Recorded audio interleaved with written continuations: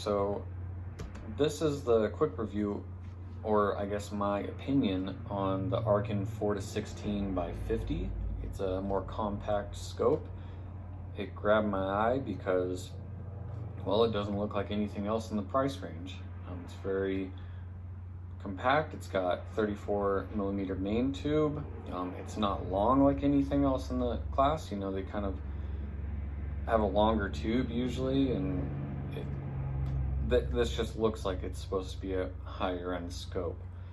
I found a couple things that I think other people didn't mention when this scope first came out, so I thought I'd point them out, and some positive things. Positive things being, other than it looking nice, I mean, it's got a more compact, sharp on the actual objective bell here. On the back here, it actually has more of a Zeiss Hensel taper to it, which I think is visually pleasing. The turrets are very solid. They're very audible. Everything else in this price range is usually very mushy, and this one even has a zero stop. It's set with a screw that actually comes down and stops, and then there's another screw that pins into the side of it to hold it. I don't know if I did it wrong the first time, but I had it set and then it actually walked out, which, I mean, it wasn't that bad because I was still able to find zero already on the turrets, but whatever, you get what you pay for. This has to have the MK machining throw lever, or some kind of throw lever, because this thing is so tight on the magnification. Hopefully it kind of loosens up. It's still kind of, I bought this second hand, but it's still kind of a newer scope. The guy threw it on a rifle and he bought a couple of them, and I guess he never used this one, so he sold it to me. Let's see. The parallax, if you can see it, there is kind of tighter, but it's still not that bad. I think it's actually gotten better with time. My main concern is what I found, and nobody else mentioned this, is the actual diopter adjustment back here. To get it focused to my eye, I have to run it out pretty far. You know, it's somewhere right in there. And what I've found, and maybe you can't see this in the video, but it actually has play. I can rock it up and down. Not that much, but it's there. And my fix to that has been tolerating somewhat blurriness and running it in about there where there isn't so much play. Never had to deal with that before, but that's what I did, and maybe it's just a defect in this scope. But that's been my biggest grief. I found that, and I mean, there was about 0.5 mil both ways, you know, up, down, which I think is a problem.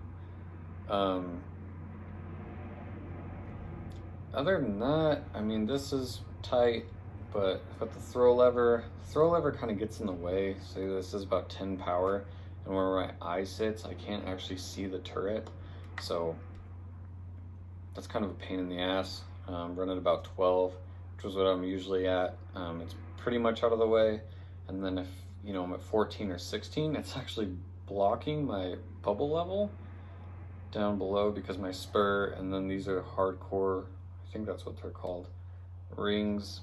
The throw lever gets in the way. When it's all the way over here, the bolt, it's fine, it clears it.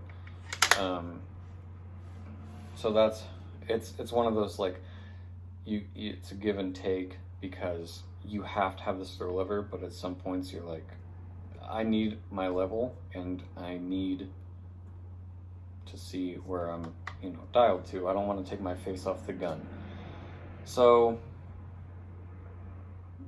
yeah, I think that pretty much covers everything. The glass, I hate comparing it, but I think the glass is comparable to maybe a early Bushnell DMR. They were more compact scopes, the ones with 5 mil revs, and they had the locking turrets. I think the glass is around there, edge to edge clarity's around there. I don't know. I don't want to say it's beating other scopes because it is on some things, like the Athlon. I think it's kicking Athlon turrets ass. Like it's better than that. The body's nicer. I mean, this is similar to, what is it, the Cronus? You know, so it's heavier. I don't know if anybody cares about that. This is my match or trainer rifle, which this sits around 16 pounds and it's 223, so there's not much recoil anyways, and I don't care about the weight. But maybe if you were like, yeah, this is a hunting scope for me, maybe that matters. Yeah, I mean, I haven't torture tested it either. I know I had a Schmidt & Bender, I could drop on the turret and I wasn't worried about it. Like loophole scopes, you beat on it, you don't worry about it. Night Force, you beat on it, you don't worry about it. This, I'd be kind of worried. I mean, it tracks okay, and I've done the tracking test and returned it to 0, and it comes back just fine. But I don't know if I went, you know, dropping it on a rock, if I could trust it. But you're also, like, this is such a, it's like a budget scope, and it's kind of like you're getting a pretty good deal anyway. So, I mean, you can't expect everything from this. But for what it is, it's not bad. I mean, it's definitely beating anything else in that bracket, I guess. The only other option I've used before at that price range that I could rely on were the SWFA 3 to 15 by 42, and you actually had to get pretty close behind the scope. The eye relief really wasn't there, or you'd have to get the scope further back to you. So this is actually pretty easy to get behind with the edge clarity. You know, my face is about right there. So it's not that bad. There's just, you're getting what you pay for. This is my biggest problem right here, is this, I deem it unreliable. This sucks, but it's fine, and I'm sure that they're gonna fix that, because I think a couple other people mentioned how tight this was. It's tolerable, you know. Other than that, I'm getting a little over 22 mils on this. Again, this is my 223, and you can get it out to 1,000 yards for way less than that, and realistically I'm not lobbing this thing any further, so that's plenty for what this is. This is on a 20 MOA base, so it's perfect, it's fine. Yeah, so if anybody else has any other questions that I spaced out on, I'd be glad to give my opinion on it. Let me know what you think. Yeah, thanks for watching.